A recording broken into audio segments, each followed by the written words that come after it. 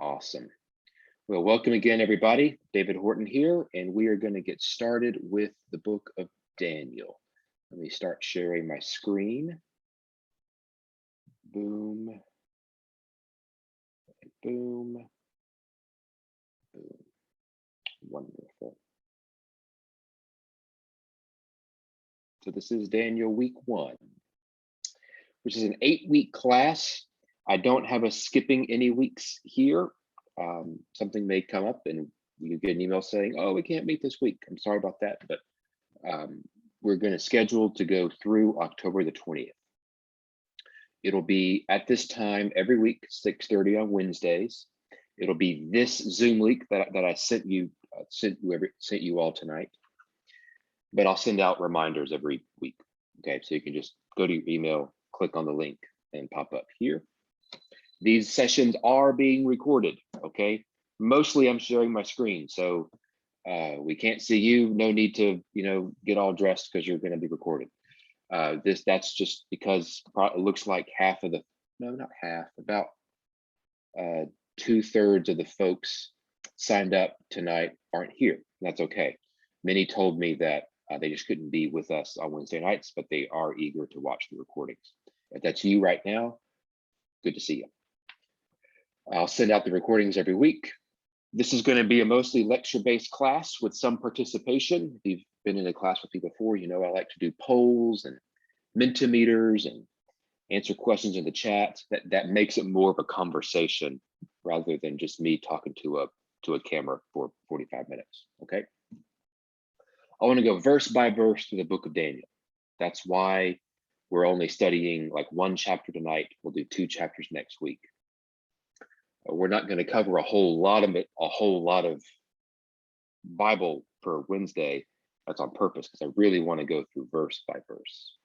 There will be a test at the end. Okay. I hope you're paying attention.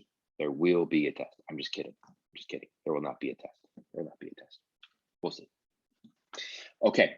What is the book of Daniel? All right. The book of Daniel, big breath, is a book of apocalyptic legends and prophecies with the model Jewish exile Daniel as the hero, written in the Greek Empire between 167 and 164 BC, though set in 6th century Babylon, with the goal of giving hope to Jewish people who are struggling to be faithful to God after the collapse of their way of life. Let's take that phrase by phrase. What is the book of Daniel? Daniel is a book of apocalyptic legends and prophecies. What does that mean? Daniel's an apocalypse. All right. Apocalypse does not mean the end of the world. It does not. Apocalypse is a Greek word that means an unveiling. Quite literally, you take the veil off of something. It's what you would use if you've ever been to a wedding and the groom lifts the veil for the bride. In Greek, that is called an apocalypse. Okay, an unveiling of what is hidden. We could also call it a revelation. So in the book of Revelation in Greek, when John of Patmos is writing and he says, this is the revelation of John, in Greek, that is the apocalypse of Johannes. Okay. Apocalyptic literature is an entire genre of literature that was actually quite popular for about 500 years, between 300 and 200, 300 BC and 200 AD. You know, like sci-fi and romance and period history, right? It's this genre that people in this time would have been very familiar with. We read Daniel or Revelation and we go, well, what the heck is this, right? What is this sign of the beast? What is this? What are all these creatures? Well, just remember, we are reading something that people would have been very familiar with 2,000 years ago. Okay, and we have to relearn what would have been very comfortable for them. There are 2 books of Apocalypse, Daniel and Revelation in the Bible.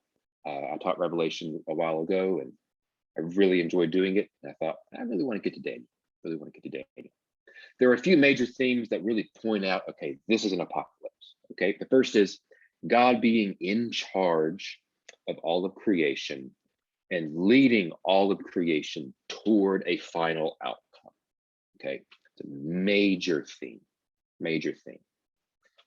There is an outcome to all of history. God is leading us to it.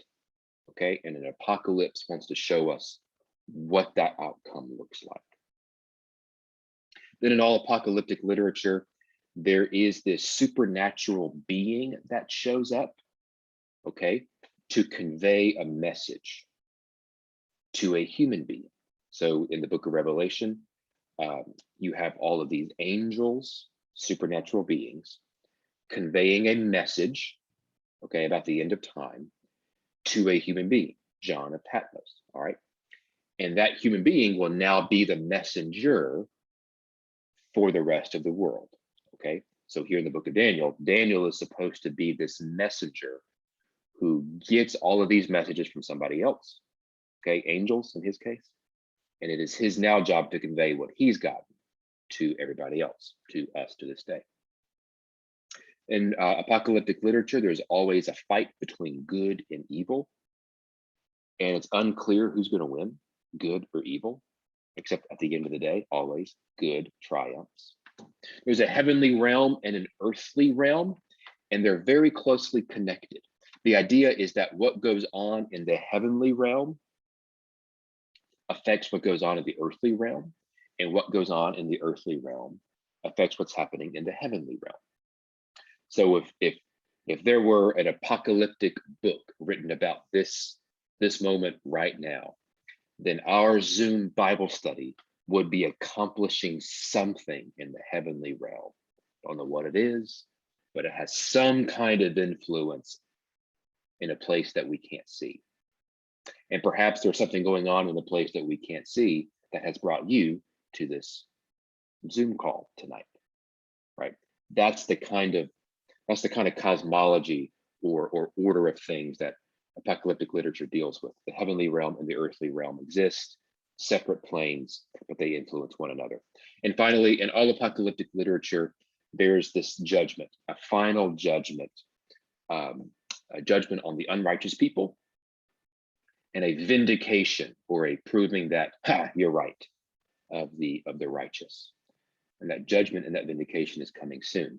You might go, well, didn't Jesus predict this, right? That there would be this coming judgment between the righteous and the unrighteous? And the answer is yes, yes. Even though the four gospels aren't apocalyptic pieces of literature, Jesus did buy into this worldview, right?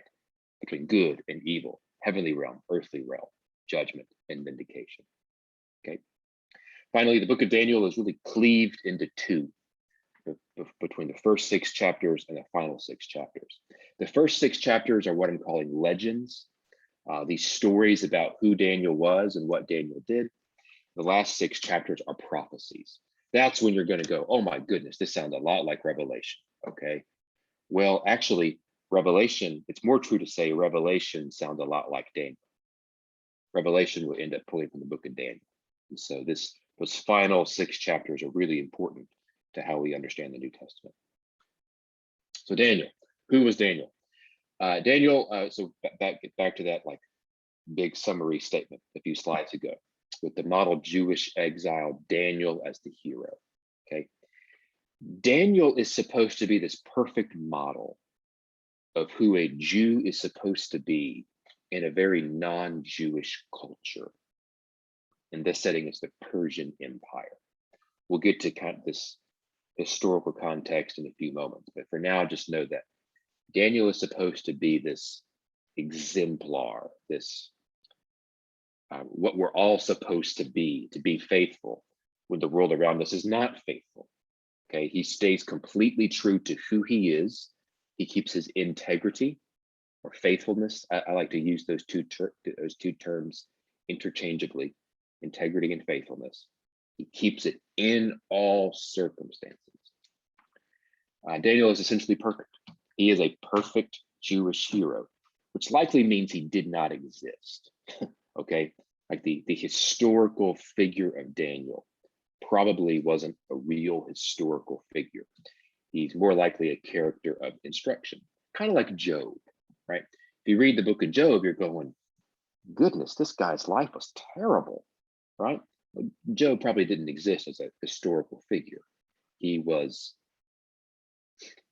he was a character that people lifted up as the model of what it looks like to trust in God's justice, even when God doesn't look just at all, at all.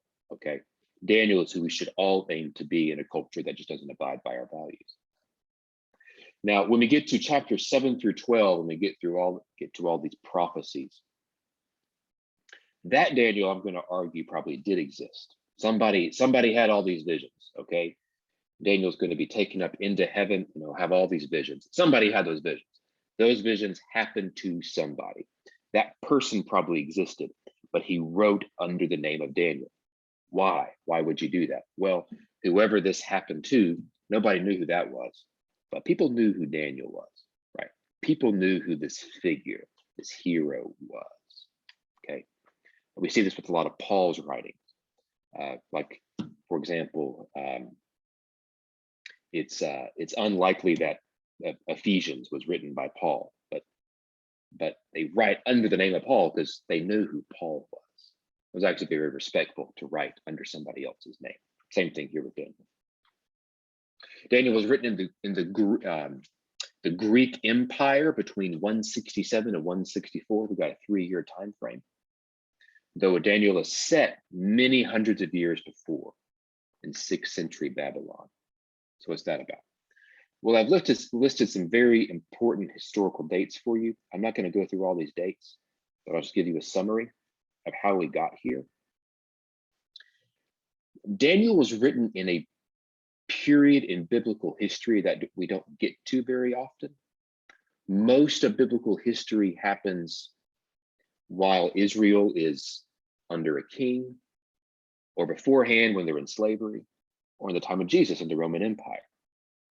Daniel is written in the slice of biblical history where the people of God are in the Greek Empire. And not many books fall into that time. What ended up happening is all of these empires that I put in bold, the Persian Empire, the Babylonian Empire, Persian Empire, they all fall, they all collapse, okay, to the Greek Empire. When we get to Jesus, the Greek Empire will have fallen to the Roman Empire. We're not there yet in Daniel. The Greek Empire is what Daniel would have lived in, or whoever wrote in Daniel's name would have lived in. Something really important happened in the 160s BC. It's really important to understand Daniel. There was what we call the Maccabean revolt in Jerusalem. What happened is Jerusalem was under Greek rule, but the Jews took back Jerusalem from the Greeks. Jews to this day still celebrate this. It's called Hanukkah. Hanukkah has to do with the Maccabean revolt. Okay, Daniel, he does know. Daniel, the author of Daniel, knows of the event. He knows of the Maccabean revolt. He knows what happened. He knows that the Jews took back Jerusalem from the Greeks. Okay, so the earliest that it could have been written was the year 167. However, he doesn't know that the Greeks took back Jerusalem from the Jews in 160. Okay, so there's this time frame during which Daniel could have been written between the, depending on what he knows and doesn't know.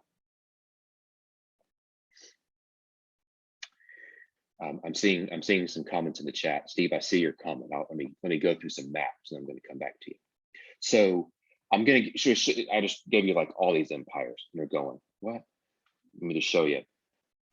This is the ancient Near East in the 6th century.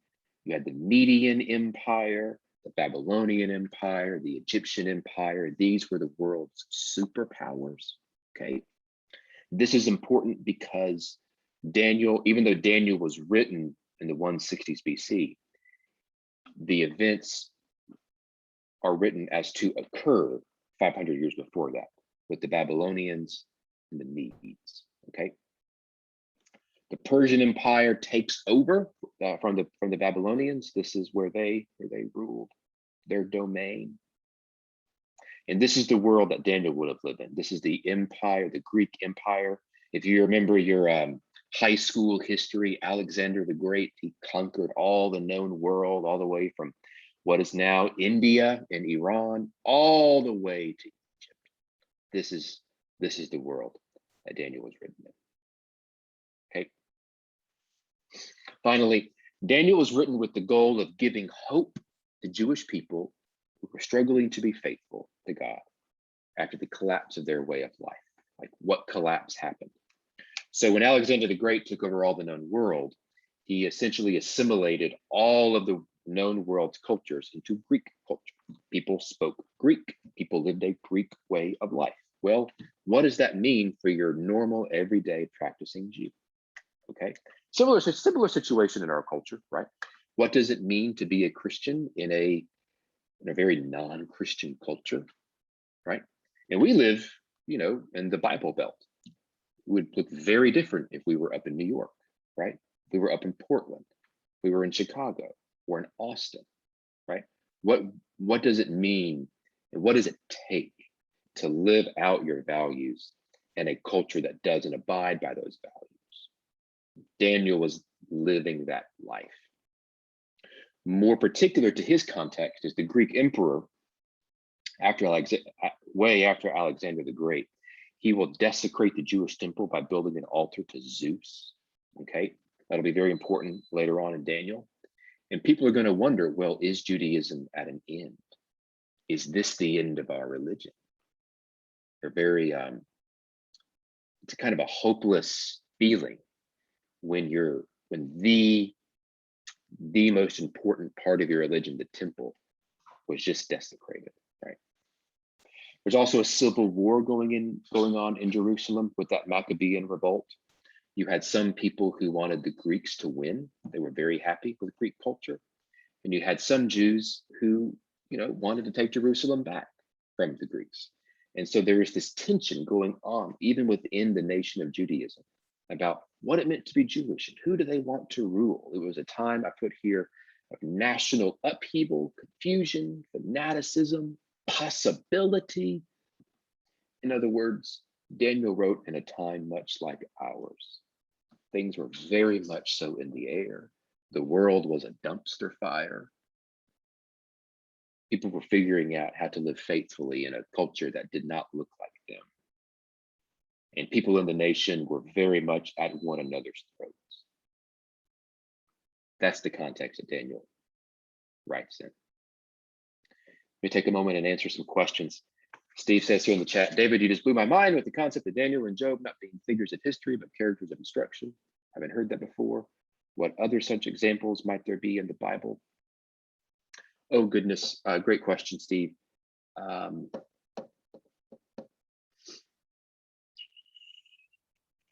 Probably Jonah falls into that category. Jonah, it's probably a character of instruction to offset the book of Nehemiah.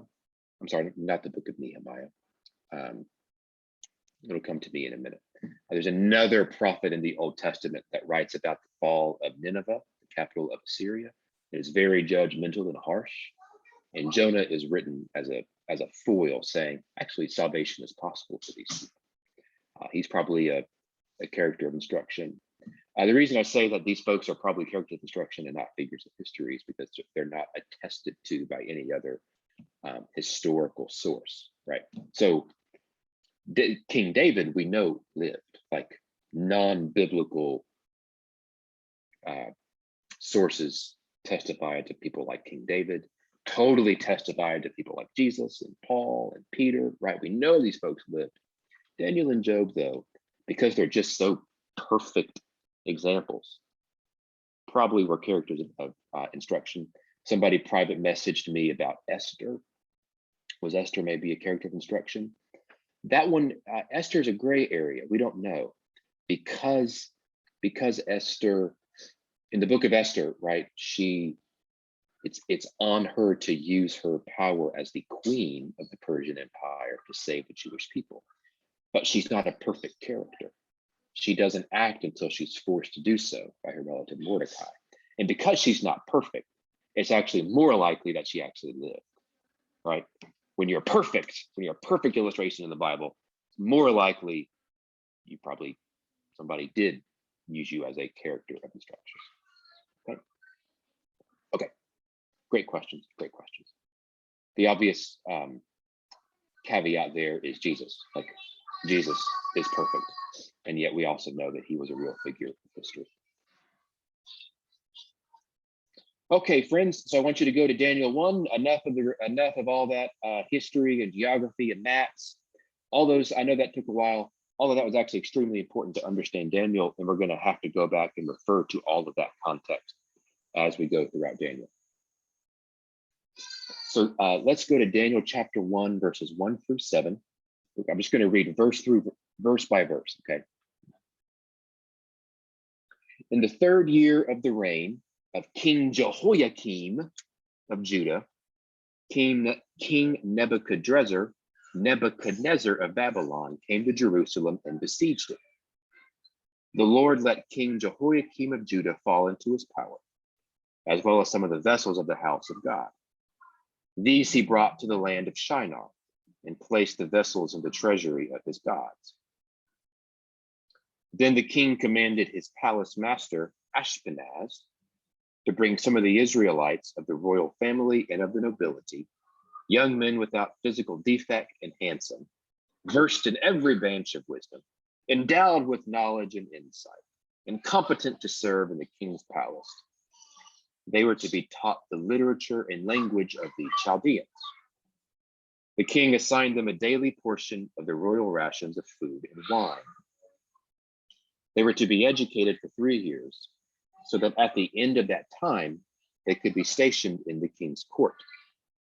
Among them were Daniel, Hananiah, Mishael, and Azariah from the tribe of Judah. The palace master gave them other names. Daniel he called Belteshazzar. Hananiah he called Shadrach. Mishael he called Meshach. And Azariah he called Abednego. Okay, let's take a pause there. So how do we get here? It's the year 605 BC. Okay, so this is a period of history that we know happened, and these are events that we know totally happened. Nebuchadnezzar of Babylon did take the kingdom of Judah as a vassal state. That means the kingdom of Judah now must pay taxes to Babylon. Judah was its own nation, like for years, for generations. Well, now they are no longer their own sovereign nation. They pay taxes to somebody else. The king works for Nebuchadnezzar. Okay, that's what's going on here with Jehoiakim, right? Nebuchadnezzar came into power in the Near East, became the world's greatest superpower, laid siege around Jerusalem, which means cut off all the food lines, and made Jehoiakim pay up. Okay. Now, this is before major telecommunications and the internet. So how could a king like Nebuchadnezzar ensure that Judah would pay their taxes? They did it with hostages. Okay. So I just want you to remember, Daniel is a hostage. And Shadrach, Meshach, and Abednego here, his 3 best friends, they are hostages. So this was very common in the Near East, and actually for like all the medieval history too, when like kingdoms took over other kingdoms and the money had to change hands. How could you be sure people would be loyal? Well, you took their family hostage. That's how. All right. And if you didn't pay up, well, somebody's head may roll. All right. So when Nebuchadnezzar took over Jerusalem, what he did is he took members of the royal family and members of other wealthy families in Jerusalem, took them back to Babylon as hostages to ensure that they do pay taxes. Daniel is one of those people. This figure is likely not supposed to be a member of the royal family, a member of Jehoiakim's family, but like a member of the aristocracy in Jerusalem. All right. Daniel and his friends, they are hostages and will spend the rest of their life in Babylon. They are given Babylonian names. So Daniel, Hananiah, Mishael, and Azariah, those are Hebrew names. Belteshazzar, Belteshazzar, Shadrach, Meshach, and Abednego. Those are Babylonian names. It's a way of assimilating these people into Babylonian culture. You can no longer go by your Hebrew name, now a Babylonian name. So already we see this tension between how do you be Jewish in a completely non-Jewish and even anti-Jewish culture, right? These are folks who even want to take away your name. How do you be faithful in a culture like that? I want you to note how Daniel is described here. He is without physical defect. He's handsome, very well educated, endowed with knowledge and insight, competent to serve. He's the golden boy. He's perfect. This is Captain America. This is Captain Judah here. All right. He's supposed to be perfect. You check the chat here. I'm doing great. Cynthia is asking, are Nebuchadnezzar and Nebuchadrezzar the same person? Cynthia, the answer is yes, they are. Kind of like how some people call me Dave, even though I don't like it. Don't do that. I'm David, right? Nebuchadnezzar, Nebuchadrezzar, different spellings of the same name. Okay. Daniel chapter 1, verses 8 through 17. So remember, the palace master Ashpenaz here gives all of these hostages, Daniel's one of them, rations of food and wine. Verse 8. But Daniel resolved that he would not defile himself with the royal rations of food and wine. So he asked the palace master to allow him not to defile himself. Now God allowed Daniel to receive favor and compassion from the palace master. The palace master said to Daniel, I am afraid of my lord the king. He has appointed your food and your drink. If he should see you in poorer condition than the other young men of your own age, you would endanger my head with the king.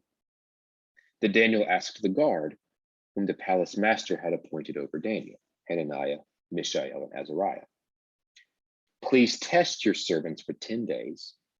Let us be given vegetables to eat and water to drink. You can then compare our appearance with the appearance of the young men who eat the royal rations, and deal with your servants according to what you observe. So he agreed to this proposal and tested them for 10 days.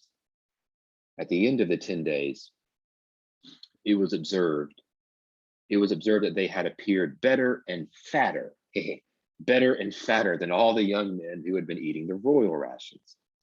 So the guard continued to withdraw their royal rations and the wine they were to drink, and gave them vegetables. To these 4 young men, God gave knowledge and skill in every aspect of literature and wisdom. Daniel also had insight into all visions and dreams. So what's just going on here? So Daniel and his friends, okay, remember, Hananiah, Mishael, Azariah, they are being assimilated into Babylonian culture, all right?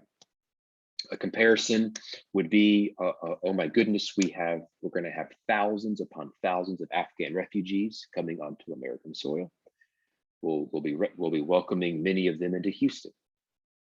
Well, the young people, hopefully, will grow up here, live a great quality of life here.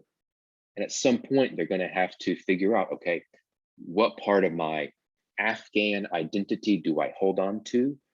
And how do I assimilate into American culture? Okay, that's what Daniel's going through here. How I'm in a foreign land here, I can't go back home. How much of my Jewish culture do I hold on to? How much do I assimilate into Babylonian culture? They are being fed Babylonian food and wine, okay? I mean, this is supposed to be good food and good wine. I mean, this comes from the king's table. This isn't $6 wine from HEB. This is the good stuff, right? And this is good food, right? Daniel and his friends turn it down. They turn it down. Well, why would they do this? Why would they do this? I want to lift up 3 possibilities for you. Then I want to ask which one you identify with. So the first would be religious integrity. Religious integrity. The food in Babylon just isn't kosher, right? So you have this palace master Ashpenaz. It's his job to feed and teach and educate these hostages. Daniel comes to him and says, I'm not eating this stuff. It's not kosher. I would defile myself. None of it was prepared according to the commandments in Moses' law from Genesis to Deuteronomy. Okay. Daniel is so faithful to who he is. He will not compromise his faith in a foreign land. Okay. So this is one way, this is one of the reasons I'm giving for why he refuses good food and drink and just prefers to be vegetarian for a while. Okay. He refuses to compromise his commitment to scripture. A good example in our time would be, hey, the Bible says to love my enemies. Jesus is very clear about that. It's black and white in scripture. Other people aren't loving their enemies. Okay. Very clear in the culture that enemy loving just is not a popular thing. Go on Facebook and just see how many people are loving their enemies. It's not very popular. What are we to do in this culture? Well, we're going to side with the Bible. We're going to keep our religious integrity, and we are going to love our enemies. We're going to pray for the Taliban. Okay. We are going to pray for all of our enemies around the world. We're going to pray for the people and love the people who vote differently than us. Why? We can't, if we didn't do that, we wouldn't be keeping our integrity as religious people. So that's one reason why Daniel chooses to be vegetarian. Won't eat this food and wine because of his integrity. Second reason could be cultural purity. So Daniel had an entire way of life back in Judah, and he doesn't want to be Babylonian. Okay, he wants to preserve his way of life. Going back to our Afghan refugees situation, many will come to the States and they'll like it here just fine. They'll be grateful to be here, but they're not going to wear American clothes. You won't see them doing many American things. Why? Because they want to preserve their way of life. Daniel's in a foreign land. He wants to be who he was back in Judah. Another example I put here is, it's every church has its own little culture. Every church is a micro culture. In some churches, it's okay to wear jeans. Totally fine to wear jeans at Gethsemane. In some cultures, it's okay to wear a suit and tie. There are some churches in Houston where if you're a man and you show up not wearing a jacket, they'll kind of feel out of place, right? And if you were to walk into a jeans wearing church wearing a suit and tie, you'd feel out of place. If you were to walk into a suit and tie kind of place wearing a jeans, you'd feel out of place. The culture you wouldn't be a good cultural fit, right? That's another reason why Daniel would deprive himself of royal food and wine, because it's just not who he is. It's not his way of life. The final reason would be a kind of political resistance. Okay, where did that food and wine come from? Well, it came from conquered people. Nebuchadnezzar was taking over all of the known world. And when you take over all the known world, you tax them. You tax them heavily. And usually you didn't tax money like currency. You taxed the food that farmers broke their backs for. So that food could have very easily come from Daniel's relatives and friends back home in Judah, taxed from them. The wine made from grapes that Daniel's relatives had worked for out in the fields. And Daniel refuses to eat the food and refuses to drink the wine that was practically stolen from his own people, right? And so him fasting from the royal table was a form of resistance in whatever small way he can. An example in our time would be if you were to only shop at places that pay and treat their employees fairly, right? That is your kind of resistance to a culture that just doesn't treat people well. Okay. So those are my 3 reasons why Daniel would possibly do this. I want you to go to menti.com, menti.com on your on a separate device. Let me share my screen again.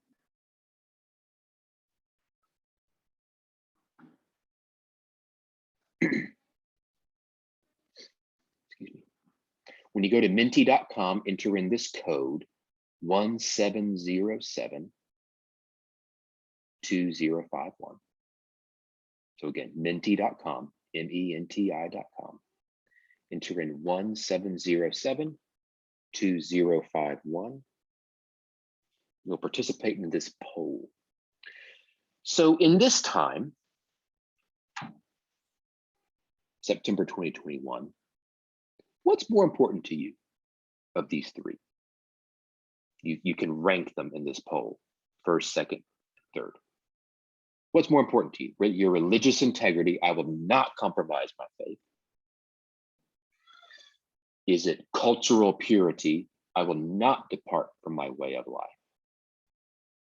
Or is it political resistance? I will not participate in forms of oppression. And you can rank these. These are all, I bet all of these are of some kind of importance to you. That's why you get to rank them first, second, third. I'd be curious to know how y'all rank these. So take a moment. I'm going to carry you through the parsonage here and get a glass of water while you're doing this. You're seeing people's results in real time. We'll take about a minute doing this, so just take your time.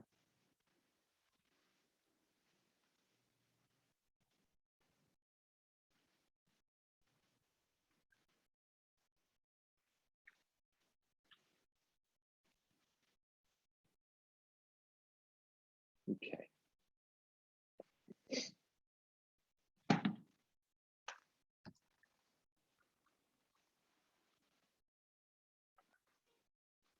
Got 19 folks who participated so far.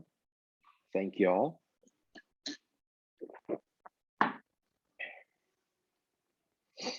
So as I kind of expected, religious integrity is most important to this group. I will not compromise my faith.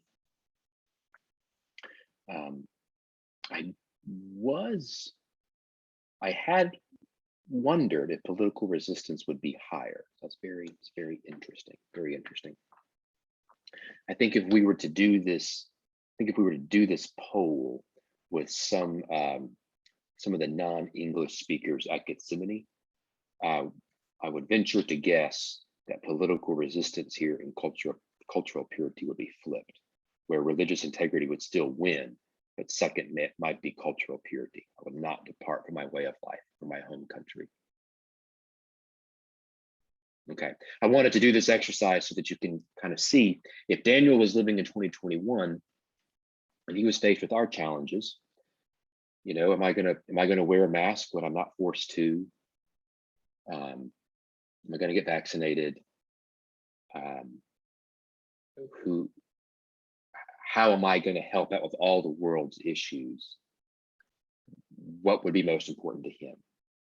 This religious integrity, political resistance, cultural purity. We all draw from these because Daniel draws from all of these. Okay. Check the chat. Oops. Actually, I'm just going to stop sharing. Share screen.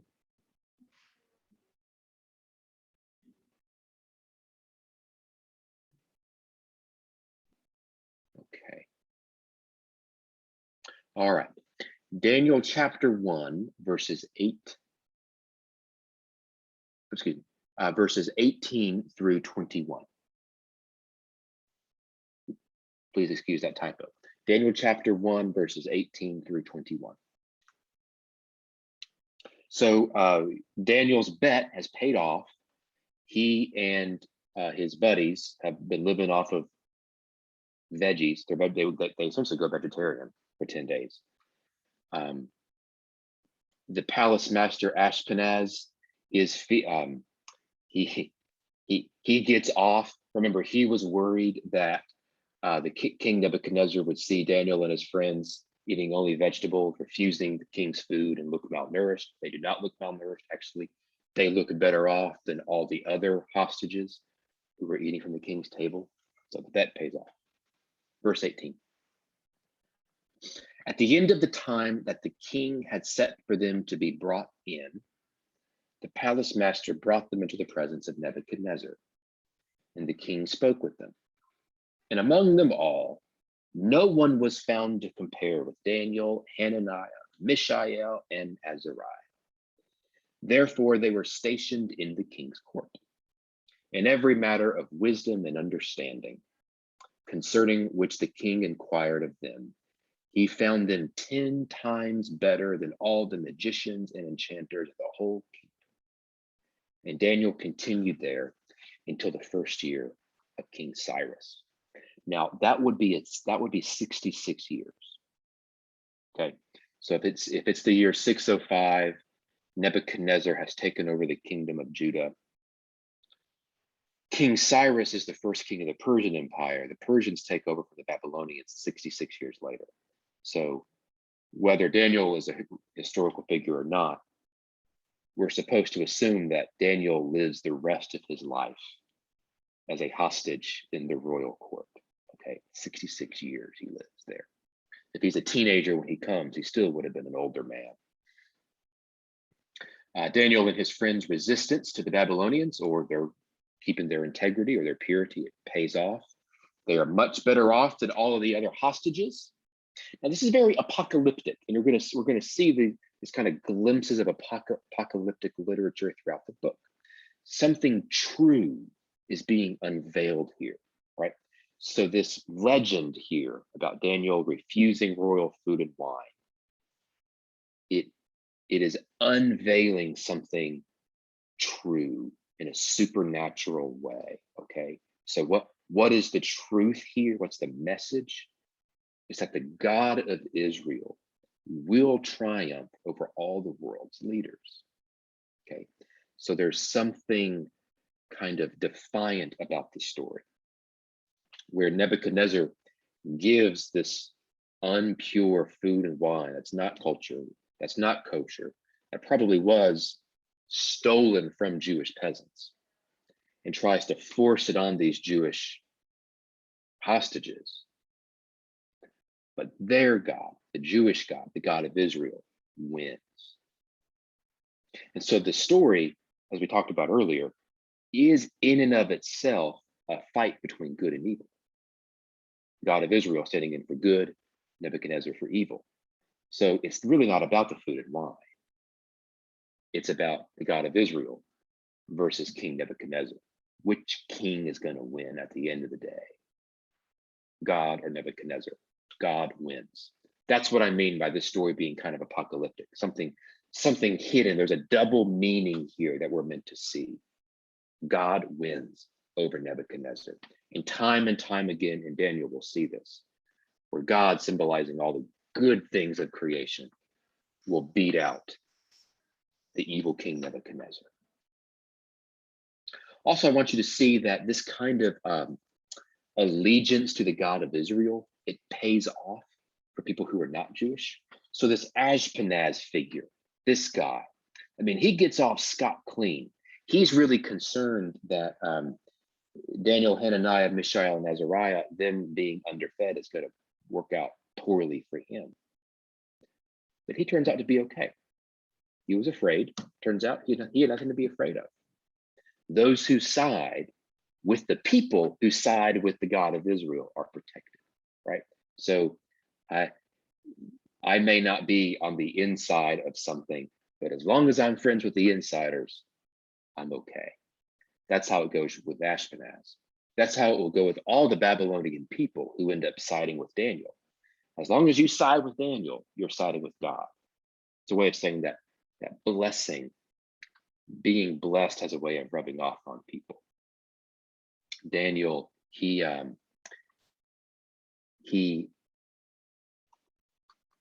allegiance to God, it will rub off on the people around them, even though they don't have allegiance to God. And that, friends, is our lesson. So that's what you can expect in this class. We'll go about 45 to 50 minutes. I found that's about as long as I can keep people's attention on Zoom before having to take a 15-minute break, okay? So next week, we're going to cover chapters 2 through 3. So go ahead and read chapters 2 and 3. We won't have the introductory material to go through, and we'll just go verse by verse, chapters 2 and 3. These are longer chapters, so we got our work cut out for us, but I think we can do it. Let me check the chat for any questions. We look okay. Look okay. All right. So here's what I tell everyone in my Zoom classes. The best Bible study experience is when you keep up the conversation in between sessions. Okay, so if you have questions about what we read, or you're reading chapters 2 and 3 and you're going, what the heck is this? And you just can't wait until Wednesday, please shoot me an email. I will respond. I promise I will, usually within 24 hours. No question is a bad question. Okay. And please do send me prayer requests. We have been getting in these classes participants from Louisiana sometimes. I don't know if anyone here is in Louisiana. If so, our prayers go with you. If you have any prayer requests in your life that you want to share and you don't have a relationship with a pastor, well, here I am. Please give me your prayer requests. I'm happy to enter into a relationship with you. God bless you all. See you next week.